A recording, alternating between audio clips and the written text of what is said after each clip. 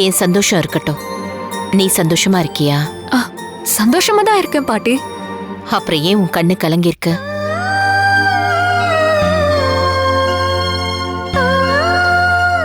ஆனந்த கண்ணீர்னு சொல்லாத பவி.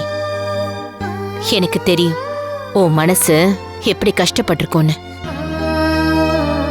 சொல்லு பவி, அதானே உண்மை? ஆமா பாட்டி, என் மனசுல கஷ்டம் இருக்குதான், இல்லன்னு சொல்லல. எனக்கு ஒண்ணுதான் பாட்டி புரியவே இல்லை. என்னைக்கோ எங்க அம்மா செஞ்ச தப்புக்காக இன்னைக்கு எதுக்கு பாட்டி என்னை எல்லாருக்கும் முன்னாடி அவமானப்படுத்துறாங்க? முதல்ல எங்க அம்மா செஞ்சது தப்பானே என்னால புரிஞ்சுக்க முடியல.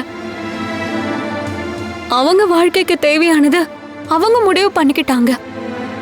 அது எந்த வகையில பாட்டி தப்பாகும்? அப்படியே தப்புன்னு சொன்னாலும் அந்த தப்புக்கு எனக்கு தண்டனை கொடுத்துக்கிட்டே இருக்கிறது நியாயமே இல்லையே பாட்டி.